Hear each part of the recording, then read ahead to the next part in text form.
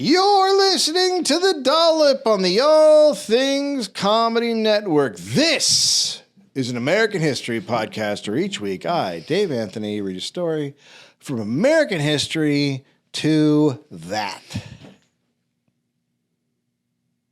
It's your turn. I don't care for that statement. You don't care for that? No. You're making me... It's getting worse. We're buddies. Gareth Reynolds, who has no idea what the topic is going to be about. Didn't you listen to that one person who said we shouldn't be drinking during these? That's why I did it. You forget that for all the people who complain when you drink water doing podcasts for a long time, there are these people who really are turned on by it.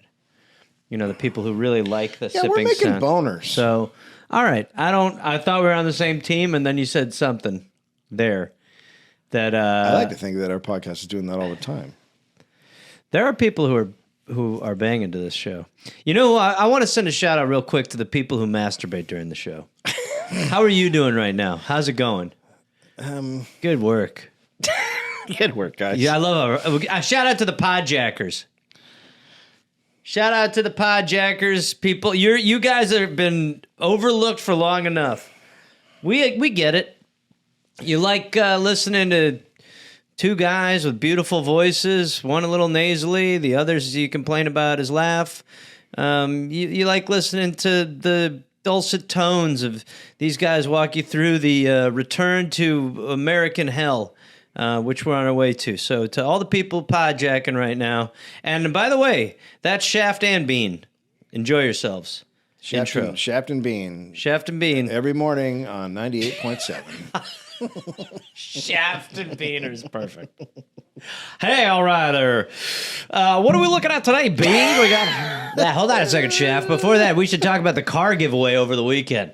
I was gonna bring that up, but obviously we've jumped into Toyota-thon. Boy, have we! Boy, howdy, have we! You know, I don't usually listen to like music podcasts. But my friend just started one called The Record Junkies, and he sent it to me. It was the first episode. Who? Brennan Small. I know him. Oh, you know my Brennan? friend too. And he did one. It was about yacht rock, and I just sat there and listened to the whole goddamn thing. Whole fucking thing. But yeah. Well, it's good. It's there's certain subjects you can hook me in with. You want to talk about yacht rock? I'm there. I want to make sure that we follow each other because then he's my friend too. So. Spring 1977, spring training. 77? 1977. So Pete Rose has just won. They've just won their first World Series against the Boston Red Sox. It's big. It's big. Pete got the monkey off his back, right? He's now he's good in the playoffs. He wins in the playoffs. By the way, if I had a monkey on my back, I would definitely nurse it back to health and keep it. What if it was chewing through? Chewing through the back? Yeah. I'd find a way to make it realize that was wrong. And then I'd put a little diaper on it, and I'd put him into little outfits, like little onesies. Start an Instagram with him, Garf Man and the Monkey Boy. And we would just do a thing where we would Lady in the Tramp spaghetti. Yeah, he killed you a long time ago. No. See, now you're making stuff up. I'm not making stuff up. You are one. He's a tiny little spider monkey. He's a capuchin. 100% gonna die from a monkey. Name a worse death. Die from rhino? Super weird to be ready to say it.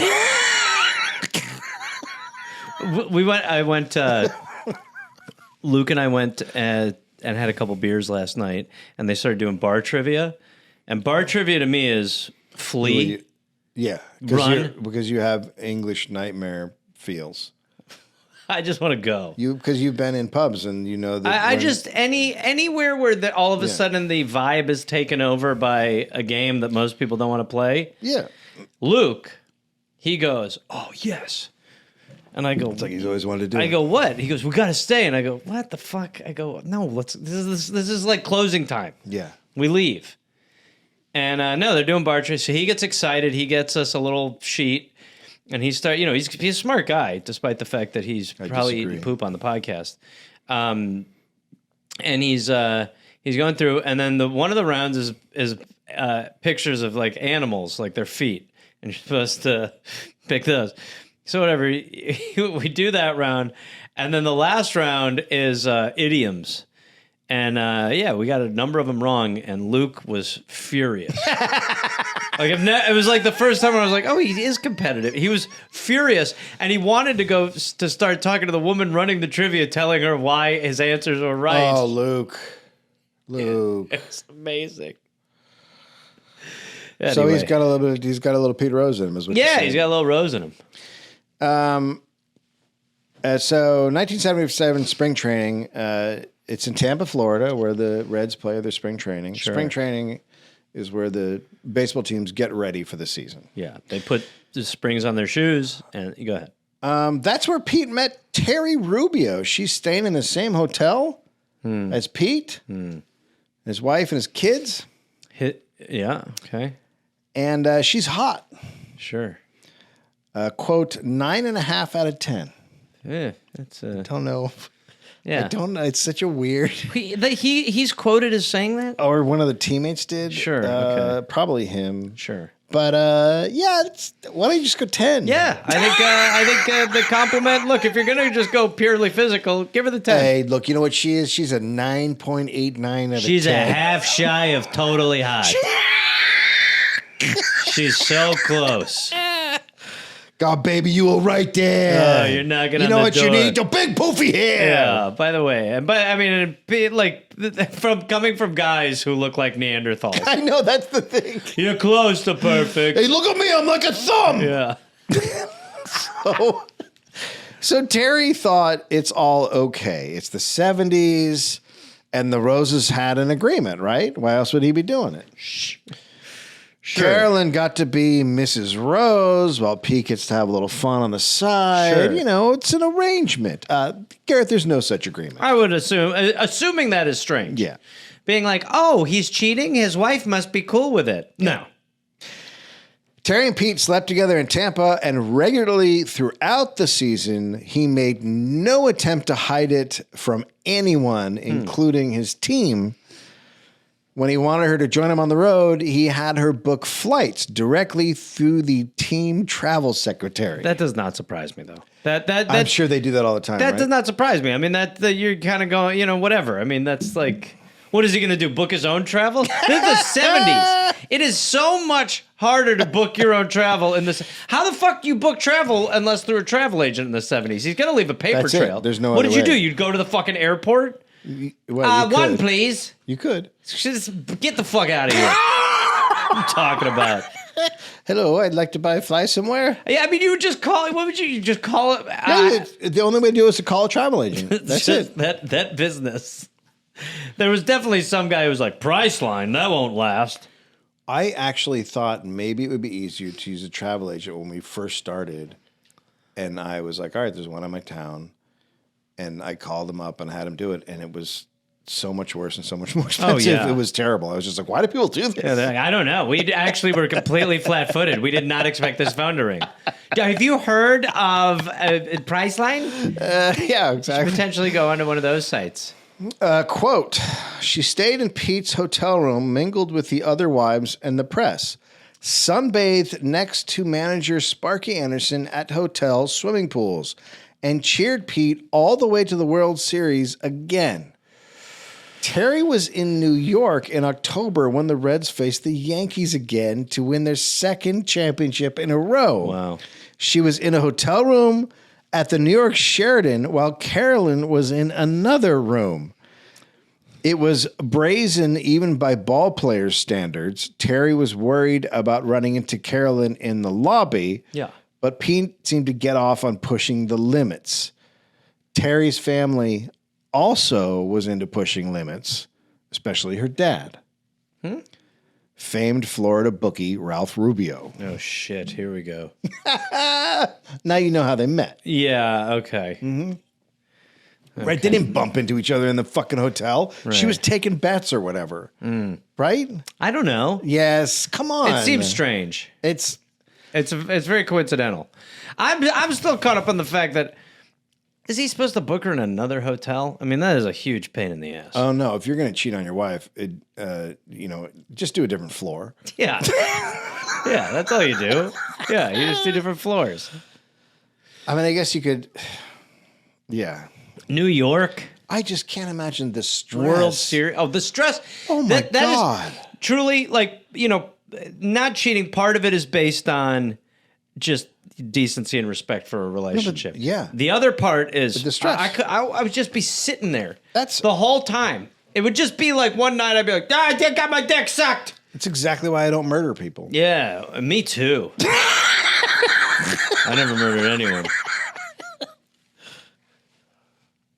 What? That's just the way you said it. It was the tone. What do you mean? I never murdered. I never have I ever done something like that. What? Taking a man's life because of the way that I saw it playing out long term to my advantage. Why would it play out to your advantage? Mind games with someone who I need to get control over. I haven't done it. You have done it? Have not done it. Listen clearly. What? Let's just go on. Yeah, I'm ready to go on. At some point, we're going to have to talk about And by this. the way, it's possible, just so everyone knows, you can take someone's life and still miss Well, them. you know what? Next time we meet Roger, our counselor, we'll talk about this. I would love to talk about it with Roger. Yeah. And bring up the picture of your dad. A picture of my dad. Yeah, so he sees him. You know what I saw him as. Just save it for Roger. Yeah, that's fine. He's a great man. Okay. He's greater than you. Were you part of the Sons of the Western Front? No, neither was he. Sons of the Western Front is so good. Sons of the Western Front. Sons of the Western Front. By the way, when your dad's up there with that little uniform on giving that speech, Yeah. I'm going to think any of them knew that he had a fart chair. Nobody knew. That was the great dirty secret. little secret. It's like a rosebud. Same deal. Yeah. Revealing rosebud like fart chair. I mean, fart chair at the end of like you're watching it. You're just like, what the fuck? Wait, what? What's going on? Look, if you push it here. Yeah. Fart chair. People joining in for the first time are like, what is fucking happening? Like, this is a history show. In 1977, Terry got pregnant. Oh, boy. On top of that, she was being followed. Well, most women who are pregnant are. But she's also the daughter of a big time bookie. Sure, right. So she already knew a thing or two, and Terry knew almost instantly she was being tailed and watched. Sure. One of her father's friends at the sheriff's office looked into it and confirmed it. It was a former New York City cop turned private eye. Okay. His client? No. Major League Baseball. Oh, okay. Because Pete had been making phone calls to Terry from the clubhouse, many just before games began. What the fuck? That's also weird. Well, that's very consistent with the behavior of someone who is betting on baseball. There we go. Terry denied and makes the story go away. Okay. Pete is very glad to be rid of the story. He's also happy to be rid of Terry. He didn't want another wife and another kid. Like, because she got pregnant, he's like, okay. So what is now it's fucking. But wait. I'm here to fuck She's around, still not pregnant. have another. Okay, but like, I don't want that. I just want to play ball and I'm fuck pregnant. around.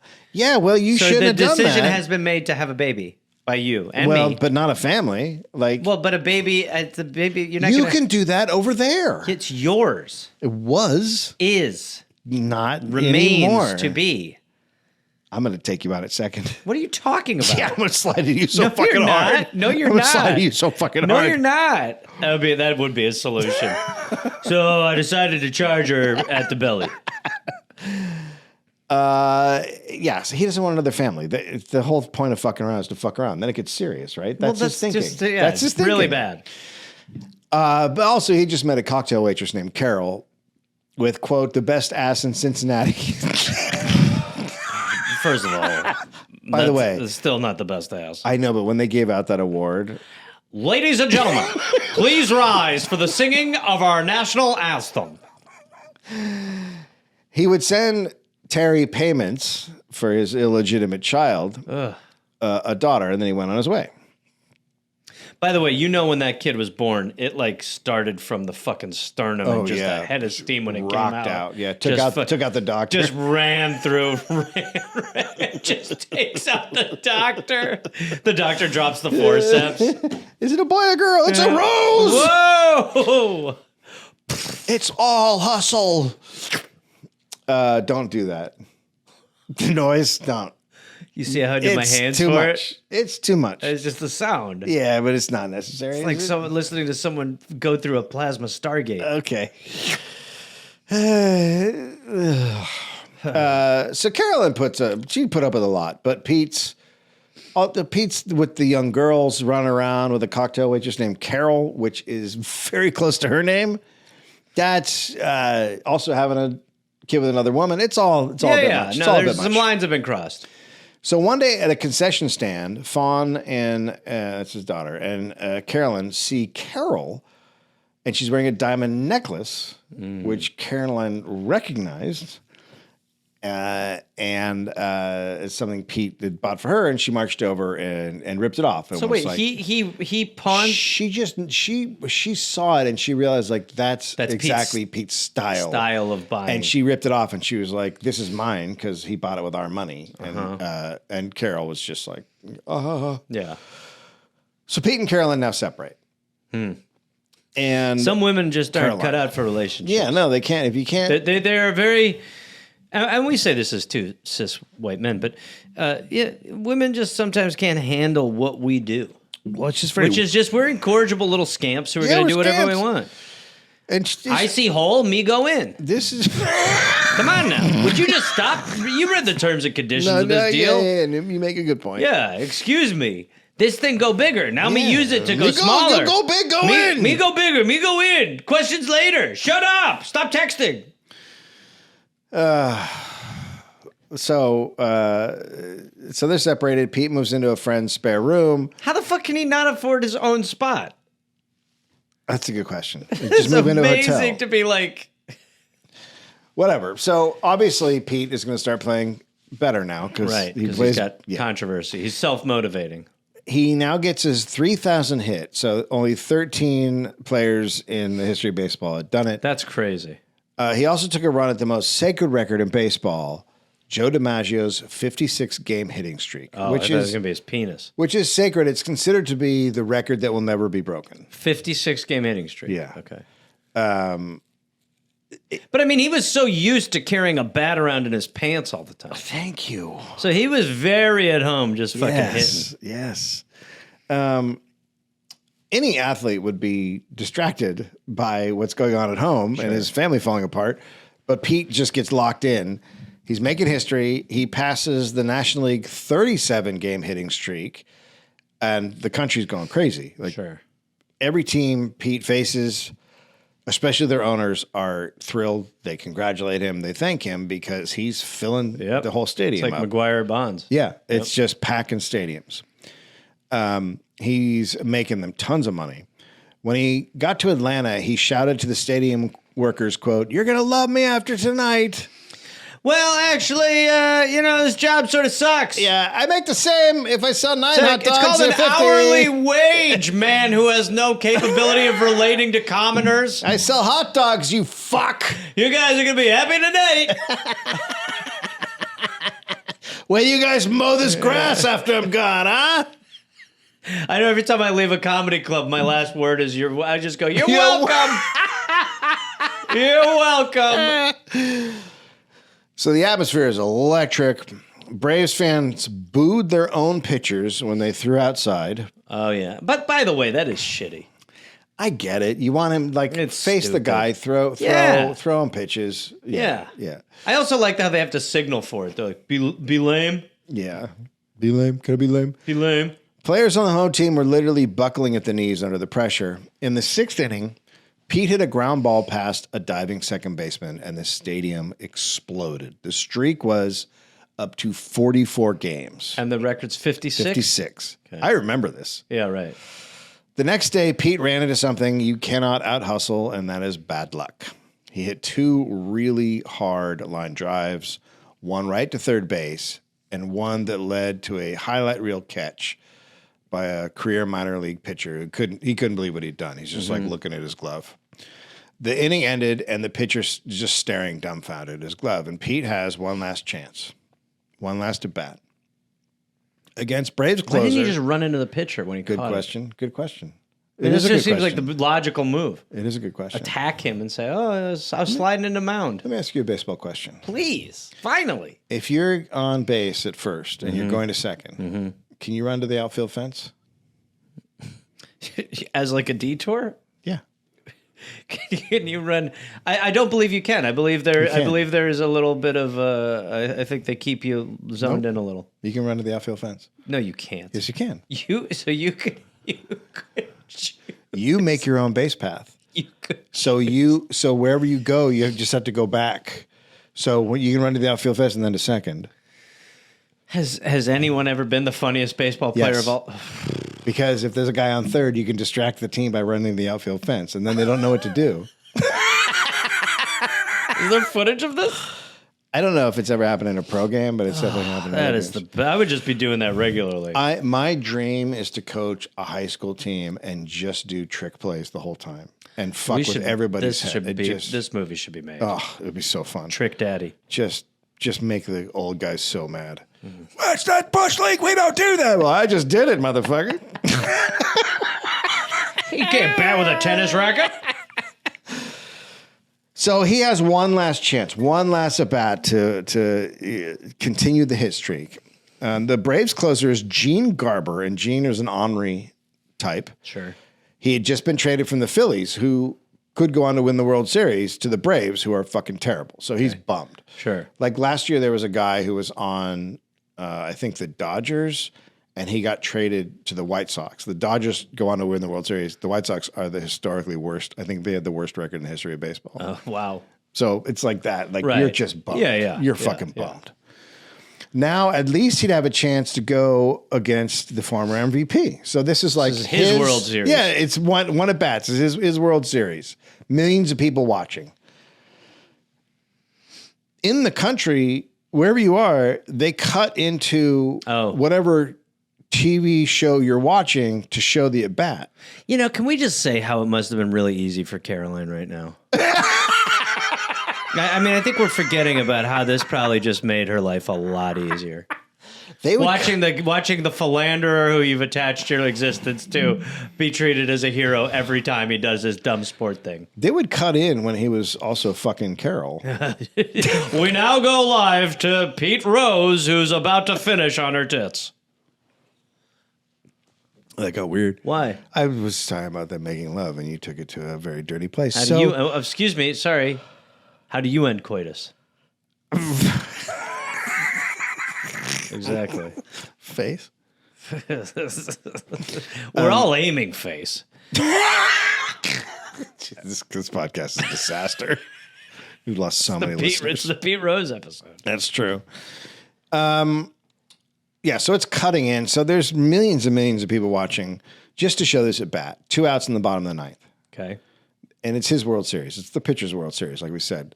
Now, the one thing he knows is he can't walk him because people would lose their fucking minds. Yeah, right. And they'd remember him forever. But he's a breaking ball pitcher. So that means the ball moves a lot and is slower, right? Not just fast on the metal, not trying to overpower a guy. It's moving to trick him. Fastballs are the most likely to hit the strike zone. Garber's fastball is his least reliable pitch. So he's going to throw junk, as it's called. He got Pete to a 2-2 count with a changeup. And then he does what nobody ever fucking does to Pete Rose. Ever. He throws the exact same pitch twice in a row. Oh, dear. And Pete can't help it. He swings too soon. And Garber jumps up and does a massive fist pump. He took out the mighty Pete Rose. Wow. He ended the streak. Wow. Now, you'd think that someone who hustled and tried and worked as hard as Pete Rose, someone who ended an opponent's career in a meaningless exhibition game by just taking him out, would respect the duel that he just lost. Mm-hmm. Mano a mano. Sure. You took me on. You beat me. Sure. No. He called the changeup, quote, a bastard pitch. He wanted the easiest pitch to hit. He wanted a fastball. Yeah. That's not how it works, bitch. No. Well, you lose. There is a lot of that where it's like you cannot complain about how someone beat you. If you lost within the rules, what are you gonna do? You lost. He got. That's what happens when you're a batter. The pitcher outthought you. Yeah. Bastard pitch. He said he hoped Garber pitched again the next night, not so he could hit off him, but so he could smash a line drive directly back at Garber's head. Doesn't matter, bro. Fucking lost. Pete and his friends in the press made sure he was still the hero and Garber was the villain. 40 years later, Garber still has to defend why he tried to be good at baseball from fans who only heard Pete's side of the story. God. Quote, people don't let me forget it or go to sleep at night without remembering. Oh, God. Well, like you're saying, it's just what sport does to us is truly, it's just baffling. There's a level of entitlement also with some of these guys, which we saw play out in the NFL draft. Yeah, there's a level of entitlement that some of these guys have that is crazy. Yep. Like you're living in Pete Rose's world. Yep. He's not living in a world with a bunch of other people. So you're supposed to do the thing that helps him. Yeah. Elon Musk disease. Yeah. What do you mean? Nothing. I just like the cars. Oh, yeah. Yeah. He's great. He invented He invented cars. He knows what he's doing. Yeah, he invented cars. He's going good. And rockets. He wore 2 hats today. So. It's look cool. It's fun. It's goofy. But here's the thing that happened with this hitting streak. It brought his family back together. What? Because they had to reunite to go to the White House to meet Jimmy Carter, and he can't let the kids miss out. I bet I know what that sounded like. Well, so we're very excited to have Pete Rose here today. They call it the Rose Garden, but I call it the Pete Rose Garden. Well, he's here today. The Pete Rose Garden. I understand he tried to have sex with someone from the White House press corps while he was here with his family. That's Jimmy Carter. Oh, that's Jimmy Carter. Yeah, I thought it was like a effeminate woman from no, it's a man from Tennessee. I'm the president. I'm soft spoken. I put solar panels on the White House, Jay. You hey, maybe if I had done a little bit more, you would not be living in a nightmare. It's great to get inside Gareth's mind and know what he remembers about. I know Jimmy a lot Carter. about Jimmy Carter. Ask me a question. What's his wife's name? Rosalind. Oh, shit. Oh, that just happened. Allow me to take my cock out. That'll teach you. No. Yeah. So you thought you're smarter than me. I know I'm smarter than you. No. What's my wife's name? Exactly. You know Bridget. What I mean? You idiot. So he's not going to show up to the White House without the kids. Because that would be weird for, visual reasons. And then on the trip, Carolyn and Pete reconcile. By the way, I got a good feeling. Yeah, this is going to go. I think this is the distance. I think this is going to be okay. It's going to be a 56 game He's learned a lesson. Yeah. So he moves back home. He seems pretty happy. Sure. He seems pretty happy. They always are, Dave. Trust me. When they move back in, Dave, they're happy. Here's the big problem, though. The Reds have a new team president. He is not like Pete Rose as a player, but more importantly, as a person. He's a piece of shit. He thought Pete's gambling and womanizing and just general state of Pete were a distraction to the team. And the fact that Pete's play was starting to slightly decline made it worse. Mm-hmm. He thought Pete would still be at the top of his game if he was on the straight and narrow. Right. And the timing of this, Pete's contract is up. Okay. So he wants to stay in Cincinnati where he lived his entire life. Yeah. But he's like, if I have to go somewhere else to play baseball, get what I deserve, then I'll do it. Sure. And now Curt Flood, we talked about in a previous episode, his thing has happened and players have won free agency right around this time. Right. So he can sign with whatever team he wants now that his contract's up. And Pete is going to be one of the best paid players in baseball. but he also wants to go to a team that's going to win the World Series. Sure. He turns down the Royals, which they part of the deal was to offer him a stake in the owner's oil fields. Oh my God, she's disgusting. Oh my God. Ugh, just. Oh God. The Braves Playing for the Royals to get oil. The Braves offered him part of their offer was $100,000 a year pension for the rest of his life. That's a great offer. He even turned down a Budweiser distributorship. A Bud. And also racehorses. He turned down racehorses. What about money? Anyone got money? Well, he does. He joins the Philadelphia Phillies for less money because they're actual contenders. Okay. But he doesn't ask. And you get a bunch of go-karts. He doesn't ask Caroline. Sure. He just does it. Now, just upper. Well, what is he supposed to do? Talk it over with your wife. So she. Okay, let me walk you through how that's going to go. Okay. You be him, I'll be her. Okay. Hey, I'm probably gonna. Philadelphia looks like the place I think I want. No, I'm comfortable here. It's all about me. See? That's why you don't tell her. You just go. That's why you, by the way, you fucking put you blow dart her. What is that? Hey, you blow dart her. I'll explain it if you give me a minute. And then she wakes up in Philly. It's fine. It's fine. It's not the fact that she. The second that you're open, hold on. It's not how she gets there. You don't know that. It's living there. It's not like if she wakes up there, she's gonna be like, "Oh, great." That's You not didn't let me finish. You create a neighborhood that is very much like the one she just left, and she doesn't ever know the difference. Why do you seem frustrated? It's the craziest thing that I've ever heard from. This is how marriages should work.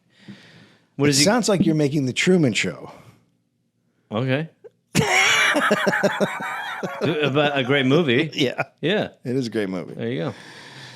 Okay, so she's just upward her whole life. That's where she lived all of her life. She had three major concerns. One, if that whore Carol is going to be there. Okay. Two, hoping the other wives on the Phillies would like her. Okay. And three, if Philadelphia had a Kmart. Because I got great news about the third one. Carolyn was known for being the only person in Cincinnati who would roll up to Kmart in a Rolls Royce. Oh my God. Jesus Christ. What's happening? I don't know. Yeah, I get it. Yeah. Okay. No, sometimes I drive my Hyundai to Dollar General just to see them awesome.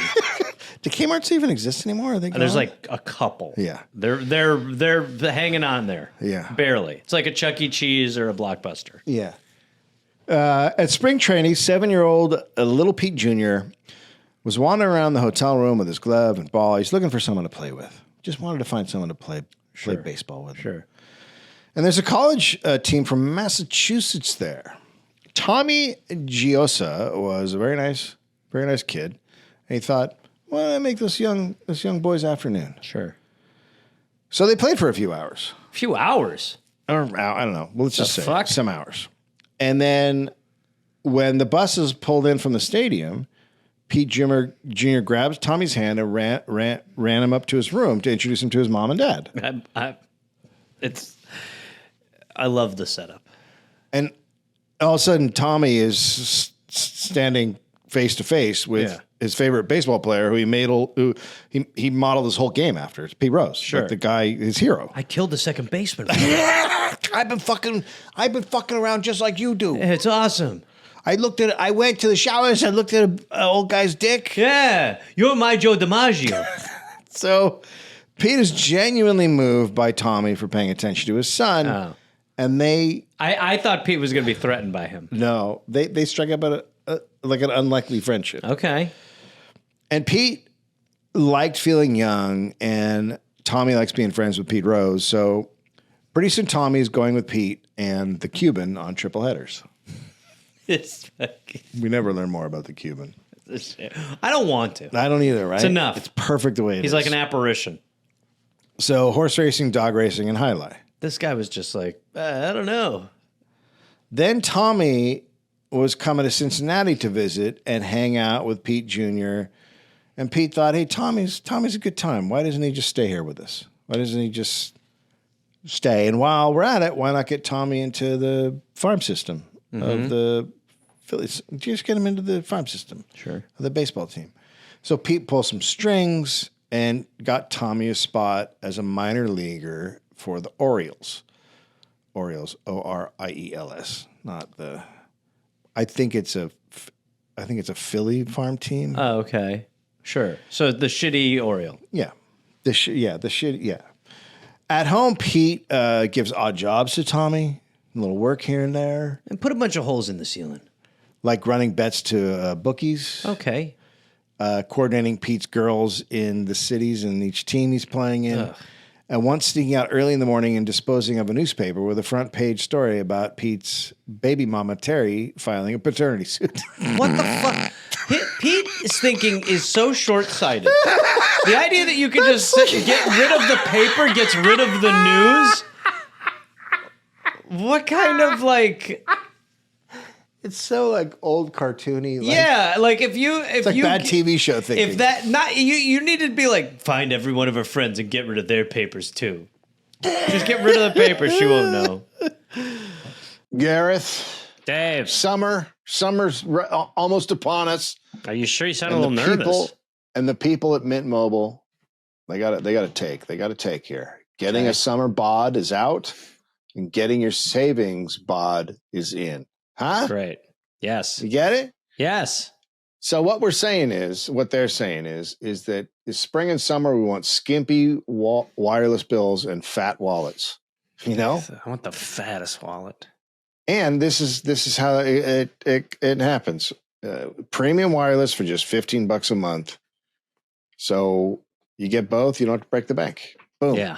That's right. You said it. You said it, sister. I've been using Mint Mobile. It's great. It works. I got data. I got the phone. I got the texting. All the stuff that I use for a mobile phone, I get with Mint Mobile, but I don't pay the crazy, insane price that doesn't make any sense. It was offensive. Why would I pay? Why would I pay hundreds of dollars? It's insane how much it costs. But now with Mint Mobile, I'm getting everything I need. I can use all the data for like my Waze in my car and to get my music and everything I want to watch also, my little a bit minty. Sports. Have we talked about that? The smell of the phone? We're not supposed to. They've told us not to. Well, I just think it's an important distinction to say that as far as, this has a minty smell. Go ahead. So all the plans come with a high-speed data and unlimited talk and text, 5G network, which is very important to people. You get to bring your own phone and just use it. Any Mint Mobile plan, boom, you get your phone number, you're good to go. Yep. So no more overpriced wireless. You get 3 months of premium wireless on Mint Mobile for $15 a month. Yep. This year, skip breaking a sweat and breaking your bank. Get your summer savings and shop premium wireless plans at mintmobile.com/dollop. That's mintmobile.com/dollop. Upfront payment of $45 for a 3-month 5 GB plan required, equivalent of $15 a month. A new customer offer for first 3 months only, then full price plan options available. Taxes and fees extra. See Mint Mobile for details. Yeah. Yeah. Gareth, we're also brought to you by PXG Golf. Time is here to get new golf clubs. This is the time to do it. And that means just one thing. You're going to head over to a local PXG store, get yourself a fitting. Yep. They make the best golf clubs. They make the best clubs. I had a session playing with them. Yeah. And it was really, honestly, the guy who was helping me, a lovely chap named Brian, he was even like, wow, you're not too bad. And I was like, I'm actually terrible. There's something helpful to the equipment here. Yeah. So are you saying that these golf clubs could make someone who's really bad? I don't know. It could have just been, I just felt the power of the moment, but I think that's a lie. I think it was that the gloves were very helpful. Well, it's probably true. I mean, that's why they work with us, because that's why they were so excited to work with me. They make your golf game better. That's what we're saying. So your golf game's going to improve with a sweet set of clubs. And you like Brian, right? Brian's very helpful gentleman. Great guy. Yep. The staff at the locations are fantastic. They're going to help you find the clubs you need, find the clothes you need, find whatever you need. Yeah, we switched clothes. Yeah, that's weird. Swapped outfits. We actually held the same club during a lightning storm and said, I wish I was you. Yeah, And I think I'm we're Brian. probably... Let's just, okay. So schedule your fitting today. And for a limited time, you can save up to 20% on your entire order. Head over to pxg.com/dollop. Is this a show? That's pxg.com/dollop to save up to 20% on your entire order. pxg.com/dollop. Restrictions apply. See site for details. I've never been on a podcast before. We are also brought to you by Ridge Wallets. That's what we're talking about. We're both using. Now you've used a Ridge for a long time. I just started using 2 it. years I've been on the Ridge train.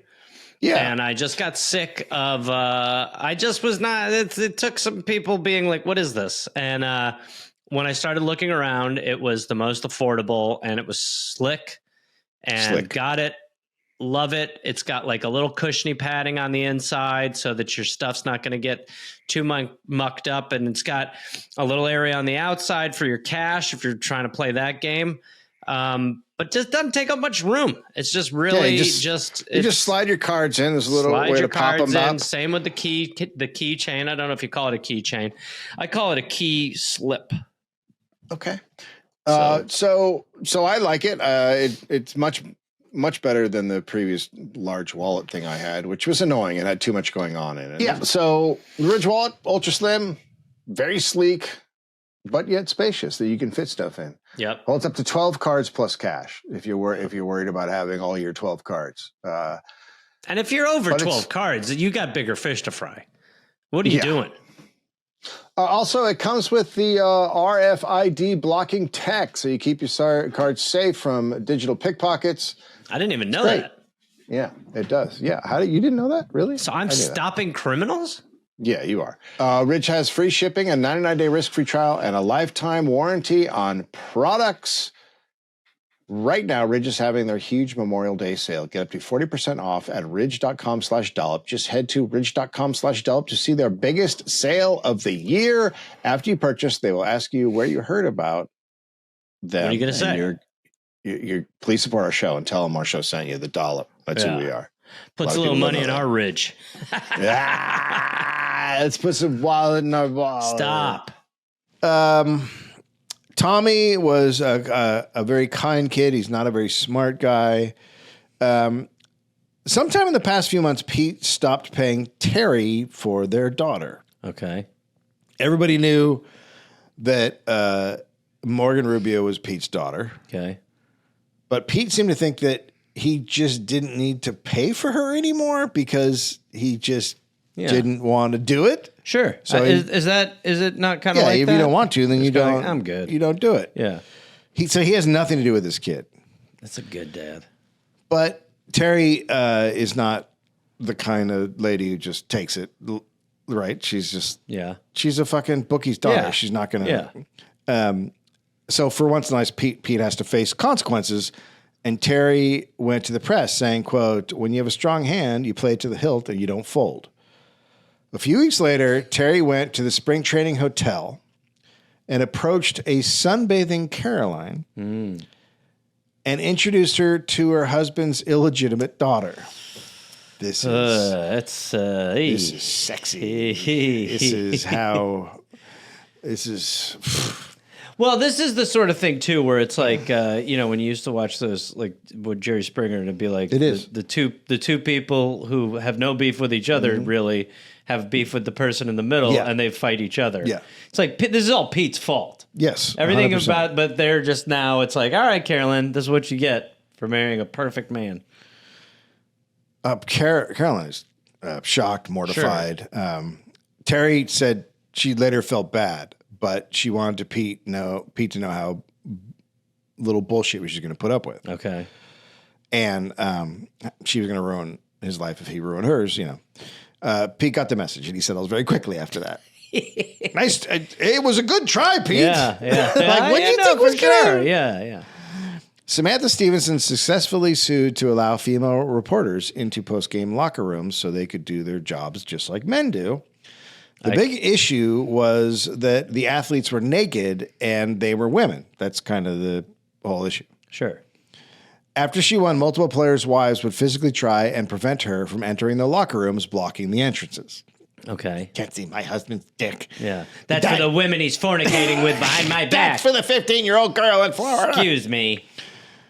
Samantha was tapped by Playboy to write one of its prestigious interviews with Pete.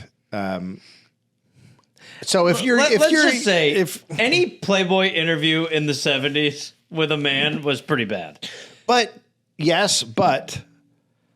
they were like some of the biggest interview. Like huge. A Playboy interview was like huge. Bob Dylan, the Governor Jerry Brown, Muhammad Ali, like huge people did these things. Yep. So the person... It also gave husbands the ability to say, I get it for the articles for a long time. 100%. The person interviewed the month prior was Edward Teller, the father of the hydrogen bomb. Nice. Pete, he's usually a step ahead of reporters or sways them in a way, but he's a little blindsided. Stevenson, quote, Carolyn told us that she has called you on the road and not been able to find you. She said she presumes you were screwing around. She seems to make a joke out of it. Rose, well, she would make a joke about it, but she'll take it. She won't say nothing. She knows what I like for her to say and not to say. Okay. Hey, anyway, this is why we have PR people.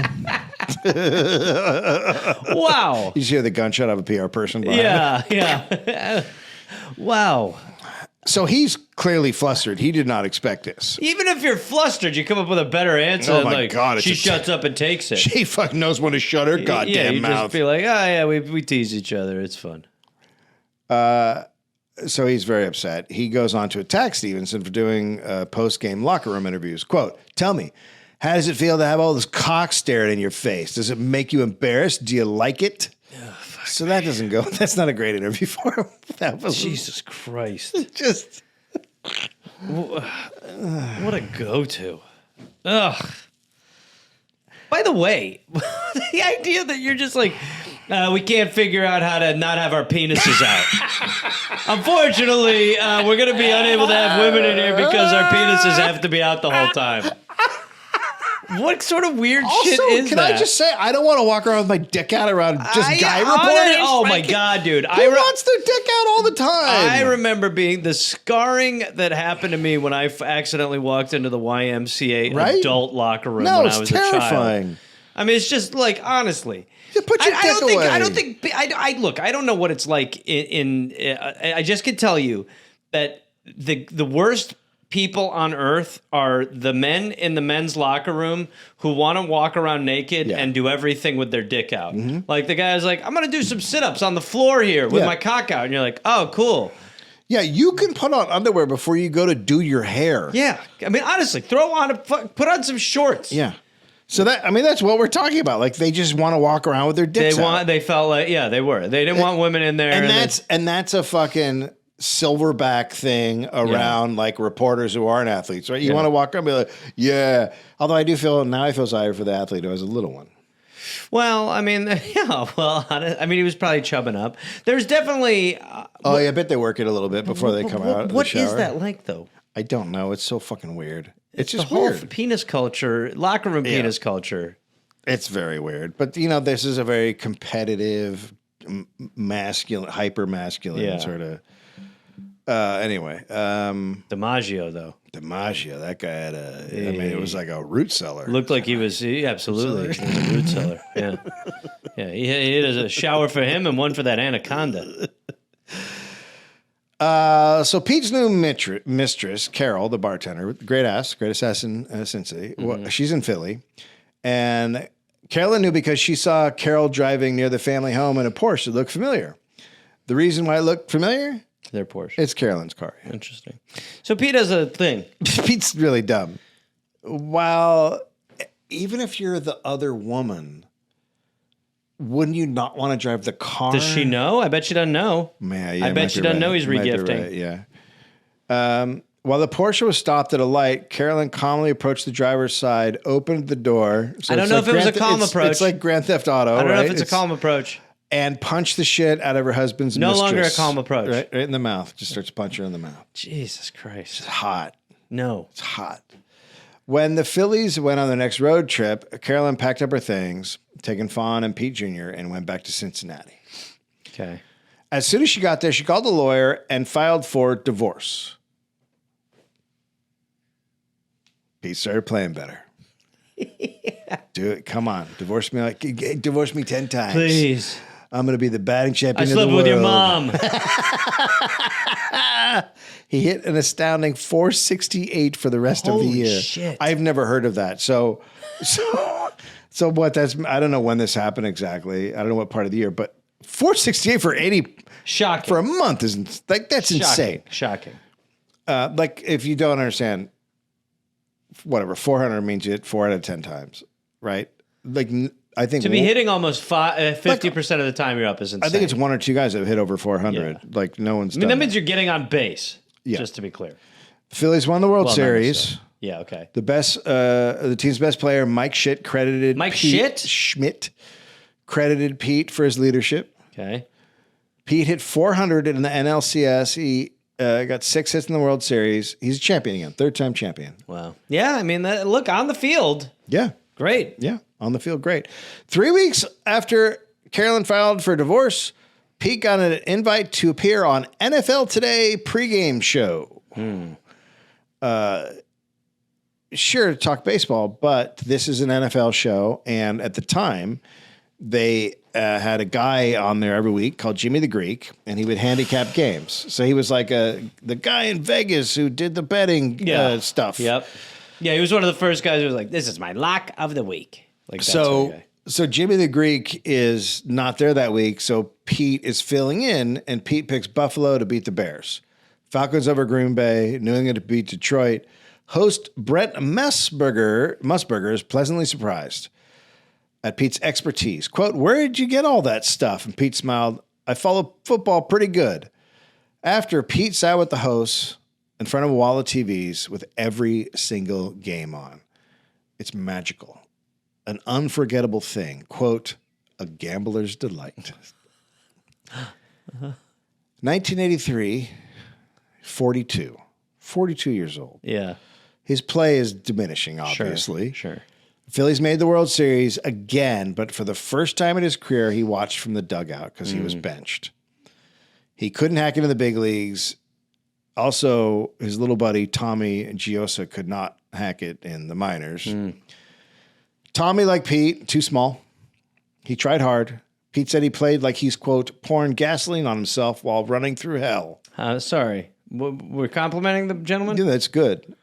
Like you Okay. pour gas, if you're going through hell, you pour gas on yourself. Sure. And then you fucking run. Okay. Seems a little... You fucking run. Okay.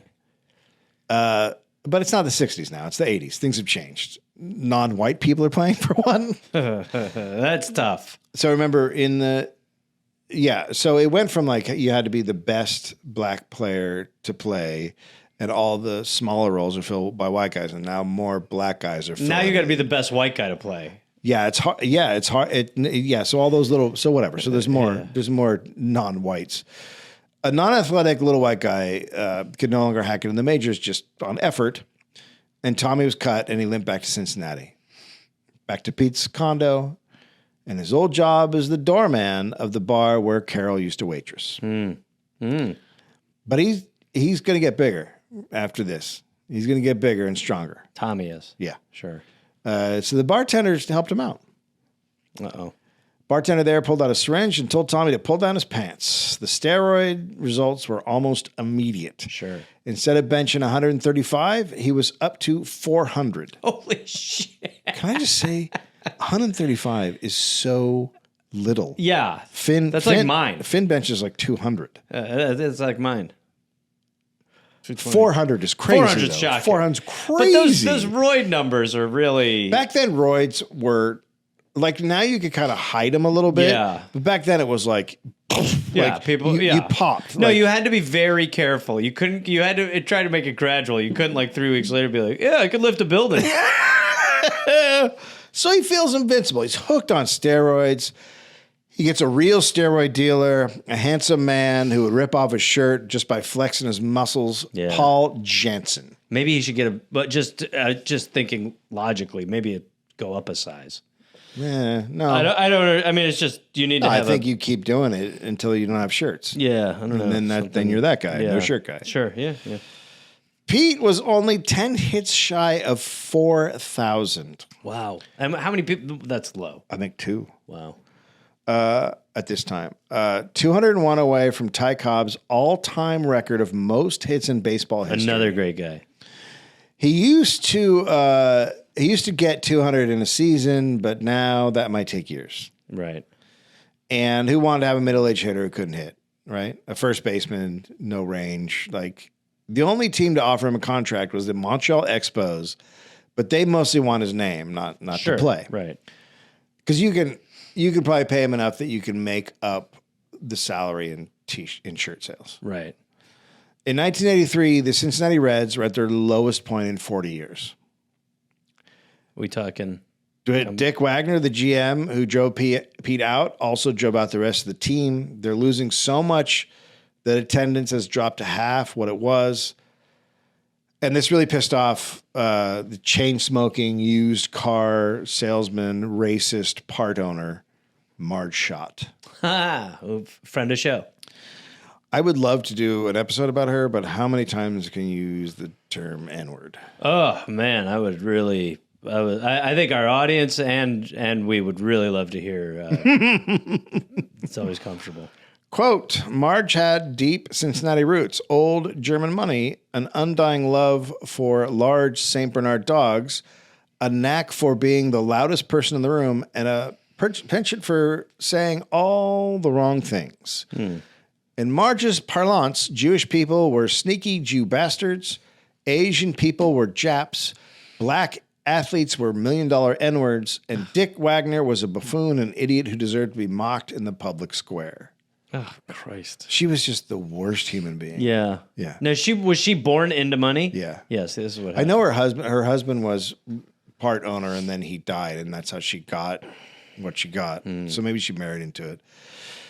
She'd probably be running the Department of Education. I'm sure like today. She hired a prop plane to fly over the stadium with images of the Big Red Machine greats Tony Perez, Joe Morgan, and Pete that said, "Tony, Pete, Joe, help, love Marge."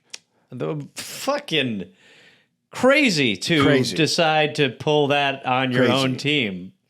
Well, she's part owner, so she doesn't have all the control. She planned an I Hate Dick Wagner night at the ballpark with a local radio host, raising money from fans for another Skyward banner. This one reading, Pete Rose forever, Dick Wagner never. Oh, Jesus Christ. So the rest of the ownership finally comes around. And to the Pete.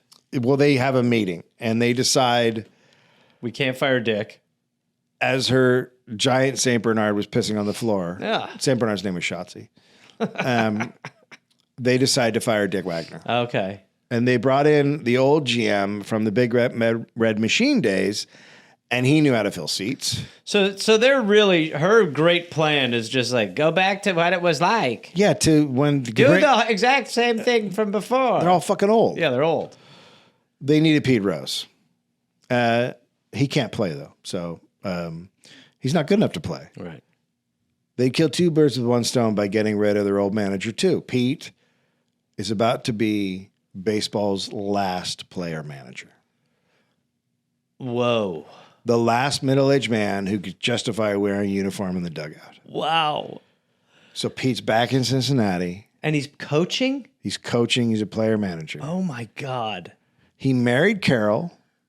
He bought a big house, has another kid. He seems to be straightening out his life. Sure. I can't believe he's in charge of both. Yeah. No manager will play Pete Rose. That's why Pete will play Pete Rose. I mean, that's what it looks like from the outside, right? That he's putting it all together. But in reality, his gambling is getting way worse. It all came from the fact that he simply would not pay people when he didn't feel like paying them. It's the same thing he did with his illegitimate child. Right. He just is like, I'm done. When he's done, he's done. I'm done. Sure. He owed tens of thousands of dollars to a guy and he just ignore him. Okay. What's he going to do? He's Pete Rose. What's the guy going to do? Kill him.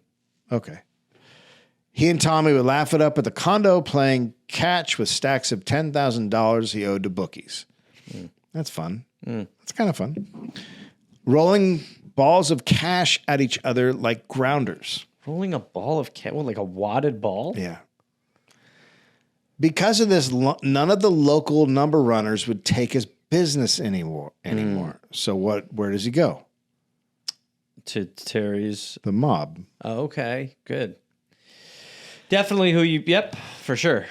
Pete is in deep with a guy known as the Skin Man from the Dayton Syndicate. Now, well, hold on now, Dave, because it depends. Why is he called the Skin Man?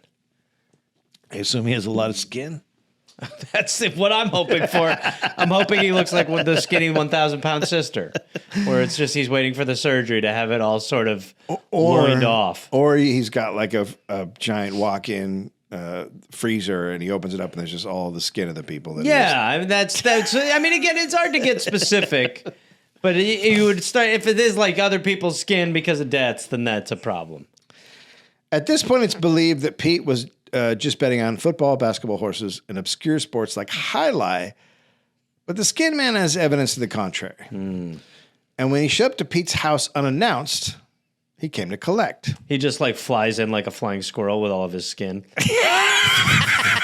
Oh, God, Skin Man. That's right, Pete. I believe you owe me a little money, don't you? What the fuck is coming from the sky? But he's not just collecting money. The Skin Man's a smart guy. He knew that he could get something more from Pete. Yeah. Quote, "Hey, remember when you made that bet on the Reds back in 77? Skin Man asked. Pretty much out of the blue. Pete, he's like, yeah. And he also... Okay. He agrees to pay him back by the end of spring training. So he's saying like, bitch, I know you bet on baseball. I know. He's a little bit like a Batman villain, the Skin Man. Yeah, a little bit. Remember when you bet on those games back in 77, Pete? Excuse me. I've got a little bit cash under this fold. So what Pete knew was that Skin Man had brought that up for a reason, and he had a device, and he was recording it. So as soon as he asked I don't know where it's hidden under all those folds. So Pete now goes to Joe Cambra, who is a bookie with the Rhode Island mob, who... The Rhode Island mob is the saddest mob. Yo, what's up? Yeah, nobody does business in Rhode Island unless they talk to us. Don't make me take off my deck shoes. What are you gonna do? Go to Connecticut? Probably. Well, no, don't. Hold on, wait. That'll take like 10 minutes. Come on, we're like a sliver. Come on, relax. We're the Rhode Island mob. Come on, it's just me and my buddy, Tommy. Come on. Literally nothing happens in Rhode Island without us knowing about it. I mean, nothing. Have a party or something is what I'm saying. There you go. You want a pie? It's just a lot of gossip. It's not great, to be honest with you. We're just kind of... The closest casino is like 3 hours, so we're just trying to... Hey, Tommy got a boat. Yeah, that's it. Yeah, everybody's really got just a boat. Gossiping. Look, tell you what. I got nothing. Nothing. I was just gonna. Hey, Providence, though. Nah, stop. Come on. Right. It's just not this. The Rhode Island mob is kind of. Ah, shit. Yeah, I should go. Okay. I gotta. You know what we got to do tomorrow? What? We got to take all that change I have and take it to the bank. See how many dollar bills there are in that. I've been fuck you. That's gonna be a pretty penny. Don't fuck with us. Yeah, you come. Hey, if you come to the Rhode Island mob, you best win. Yeah, we're gonna make you count change. Yeah, otherwise you probably they could just kind of they could go around the state. Oh God, I can't pay my rent. No, me either. Yeah, I'm renting all my furniture. Okay. Yeah, I just wish my parents had made a move when I was younger. It's a terrible place to Yeah, start. I don't know. It's just Jesus Christ, invest something. honestly, I mean, whatever. You know what I mean? Christ. Holy fuck. I mean, I do still work at Baskin Robbins, but yeah. All right. Well, let's maybe meet up tomorrow. Yeah. All right. Hey, don't fuck with me. Hey, we better watch out. Yeah. Hey, watch out. He sleeps with the fishes. All right. It's really a pond. It's about Oh, a 4 foot deep. fuck, someone pond. took my honestly, beach it's towel. not good. Yeah. All right. Tell Stacy I said hi. Okay. Send my best. I'm still. Did you say something? No. Oh, what are you going to say? Nothing. Well, maybe we should kill a guy? Yeah. I don't have the All right, equipment. Yeah. All right. All right. I get you. Get you around. Bye. Swear to God, I can't do this anymore. So he goes to the Rhode Island mob. Pete, it's an honor. I could Joke keep doing it. camera. He was bringing in a $500,000 weekend on bets, so he doesn't have to go after Pete for late payments because he's rolling in it. Right, okay. And Pete liked this arrangement, but the timing isn't great because right as they start their relationship, the Massachusetts State Police begin an undercover operation infiltrating the Rhode Island mob. And Pete also at this time had someone cork his bat. Oh. So corking a bat makes the bat lighter. So bats are kind of heavy. So as you get older, they get harder to swing. And also it makes it pop. It makes the ball There's a bounce minimum off weight it. a bat has to be. Yes. All right. And so the ball also bounces off a little bit because it's got a cork in the middle. So they have more control of the batter's box, more accuracy, easier to find the sweet spot on the bat. You can start your swing later, improve your timing. Okay. It just makes you a better hitter. Sure. So Pete was going to do whatever it takes to beat Ty Cobb's record. Sure. And this included working out like he never had. Tommy tells Pete, go to Gold's Gym. Mr. Ohio works out there. A former Mr. USA runner-up. Some Cincinnati Bengals work out there. You can get whatever you want there, right? They got bench presses, tanning beds, aerobics, steroids, cocaine, all the... I like the idea that he maybe just leans into tanning. Boy, I've never seen Pete in this kind of color. Look at him. Steroids and cocaine, of course. Sure. The other things that... turns out the owners of Gold's are prolific cocaine dealers. Right. They would sell at the juice bar. I mean, I like it.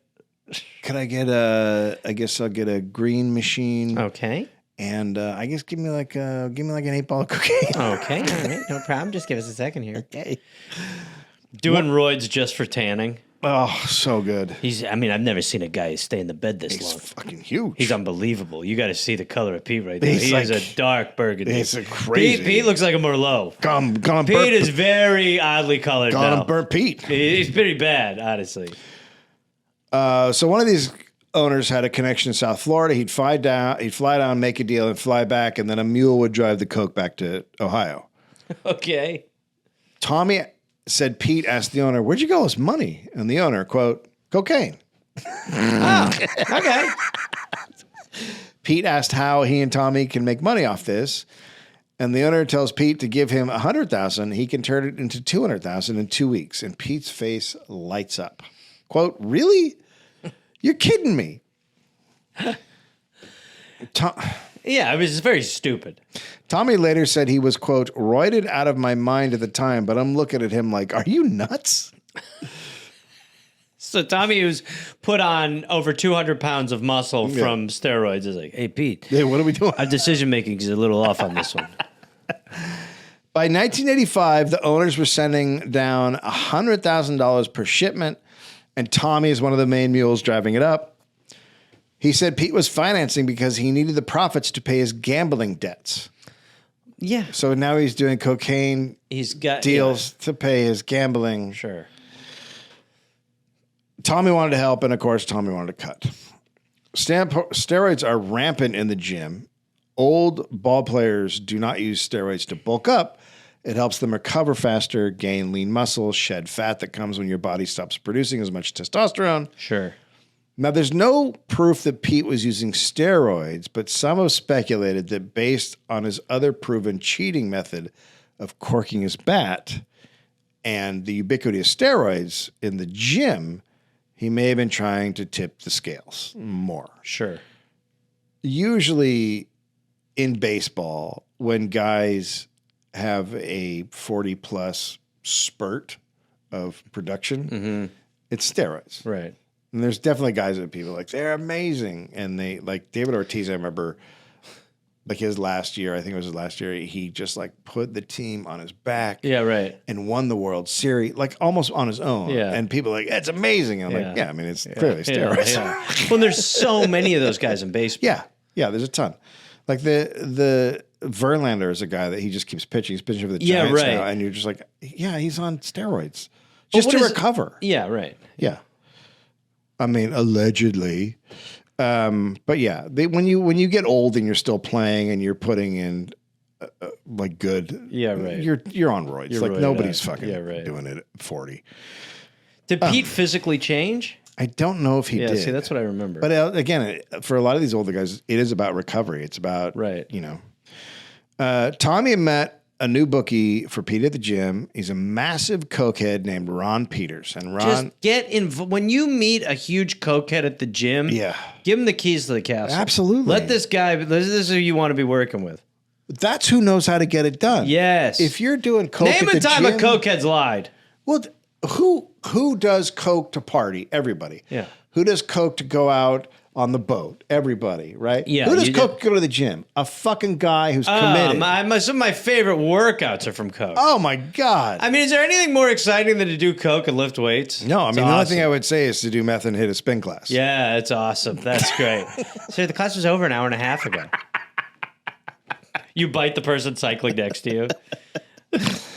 Ron told everyone Pete was betting with him and even put Pete on a speakerphone in front of his buddies. So you're telling me that when you meet a cokehead at the gym and just start gambling with them with no vetting at all, it puts you in a bit of a compromised situation with your vice that is taking over your professional life? Yeah, it's not, It's interesting because I don't know. It's almost like addicts make bad decisions. There's a guy, I've been hanging out with an Adderall head at Bally's. Yeah. And this guy, I've given him everything. He knows everything about me. Yeah. He's got my social security, everything.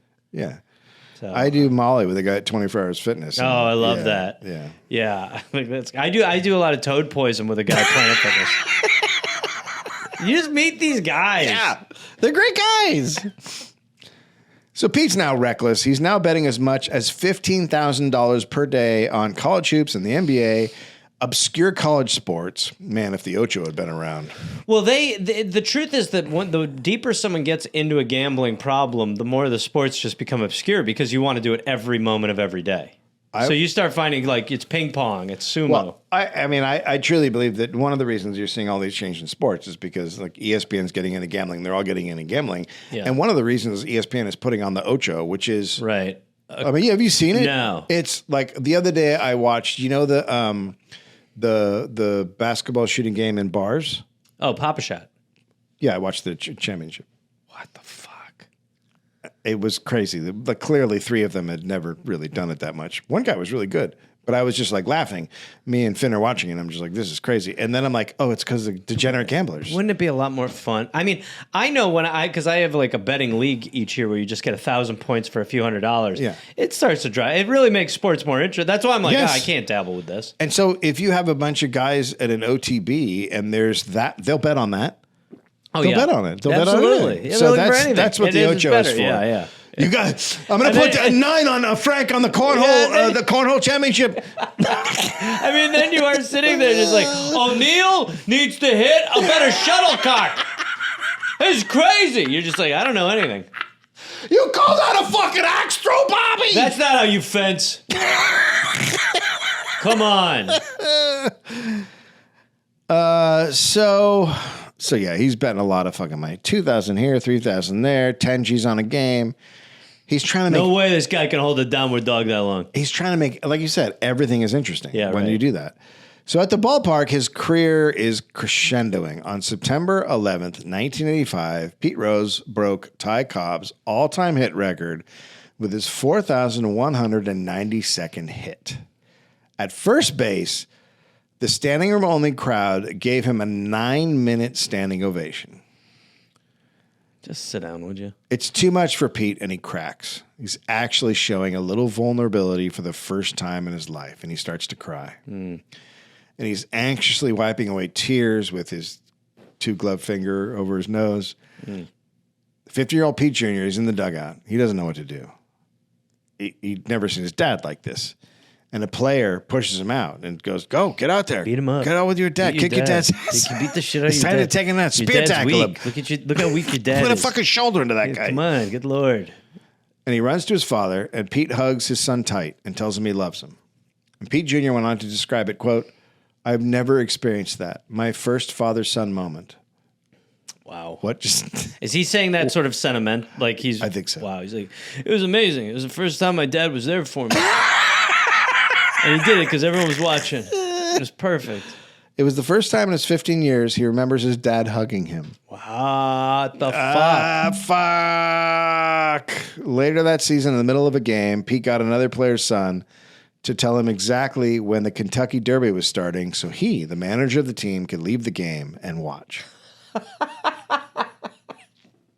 That's the end of part 2. Fuck. I mean, Marge Schott being like at the helm of this. I have a person who's like, yeah, I'm going to go watch another sport because I'm gambling. Yeah. But it worked probably, right? I mean, it was like, as far as like attendance, it was probably Yeah, it worked. helpful. And Yeah. Jesus Christ. Yeah, I think we really do. There is something, the infallibility of sports is so interesting because it's the way that we know these people are actually pieces of shit, but if they can perform, I mean, the NFL does it all the time where it's just like, there's no interest in there. It's not even hiring a high character individual, like, which is like terminology they use, but it is just like, it allows people to be such fucking assholes. Yeah. Sports really, like Ben They really Roethlisberger is like he's a rapist. He's a rapist. I mean, Deshaun Watson was given a huge contract after committing sexual misconduct, I guess would be the lightest term for it. I mean... And the reason that that Sanders wasn't drafted in the 5th round was because he was entitled. If he had been a sexual assaulter like a guy who drafted way above him, it's fine. Yeah, no, they're absolutely. They really... The line for... It is purely financially based. I mean, I remember when the Cowboys hired, I can't remember that dude's name, but he was if you see the crime scene photos Oh God. of what he did to his wife, It's crazy. and that stuff still comes out. Ray Rice is not in the NFL because of what he did. It's because there was footage of what he Right, did. 100%. The NFL knew what he did. Yeah. They had the accounts. It was all there. And it wasn't until the footage got released that Ray Rice was cut from the NFL. Yeah, I mean, like we said, earlier, like early on in the first episode, they found that umpires were gambling. There's no way they didn't have it on Rose. There's no way they didn't know when he was hanging out with Terry Rubio that he was involved in some sort of gambling shit. Yeah. They knew. They had to have known. And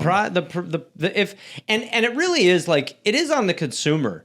This is the same thing with like politics. Yes. It's like we expect the shitbags. The shitbags are going to be the biggest shitbags, and they're going to put whatever shitbags we allow to be the shitbags as long as the thing is you have to at some point have some line where you just go, yeah, you know what? I'm not going to do this anymore. You can turn away from your team for a fucking year. I did it. Yeah. But the Deshaun Watson one was where I was like, fuck. Greg Hardy, that was the guy's name who beat the shit out of his wife. But I did it for a year and it was like, I really thought there were going to be more people who hit a breaking point. But they just don't. Nobody cares. Every year, some team cuts some player because he beat the shit out of his wife. He, did whatever, some abusive in some manner, and some other team picks him up because that's allowed. If the NFL just took one season and just said, we're not going to allow people who physically abuse significant others, that would probably make it so that these people at least considered what they were doing a little bit. But when you create a world where they can do whatever the fuck they want, they will. Yeah, I mean the biggest, one of the biggest wide receivers. Oh God, what's his name? The guy from Miami. Tyreek Hill. Yeah, he just got arrested for abusing domestic abuse, right? Yeah. They just keep doing it unless you tell them no, or you don't vote with your wallet, you just don't turn on the fucking. You cannot watch a game for a fucking year. How else are you going to get rid of it? When you really look back at the Roethlisberger stuff, it was like it's crazy. It is absolutely insane. It's like he is at a bar, yes, like having someone stand guard outside of a bathroom while he's sexually assaulting a woman, and he's still playing. Netflix is about to do a Favre documentary. It comes out soon. Oh shit! Oh yeah, and it's fucking. I mean, I don't have Netflix right now, but yeah, I mean, I already know a lot of it. Yeah, like a lot of it is just, it is. It's like, it's hard to confront it, but you have to just go like, yeah, you know what? This fucking dude who was gave me so much entertainment as a kid because he could throw a ball accurately. Guess what? Dude, he's actually not the best guy. Ronaldo was accused of sexual assault, and I didn't even know. When he came back on the Manchester United, I was like, hey, our guy's back. And someone was like, yeah, he's a rapist. I'm like, what? Yeah. Like, it was so, like, not a part of coverage here. So you can't expect our society to start to balance out in any capacity if you have carve-outs for the people that we idolize doing the things we're supposed to vilify and letting them get away with it because the product is entertaining. But there will be punishment for Pete Rose. Sources: Charlie Hustle, The Rise and Fall of Pete Rose, and The Last Glory Days of Baseball by Keith O'Brien, Charlie Hustle and the Matter of Pete Rose by Mark Monroe, The Hit King, Pete Rose in Purgatory by Scott Rabb, baseballreference.com, and the research was done by Josh Androwski. Good work, Joshy boy. There you go. All right.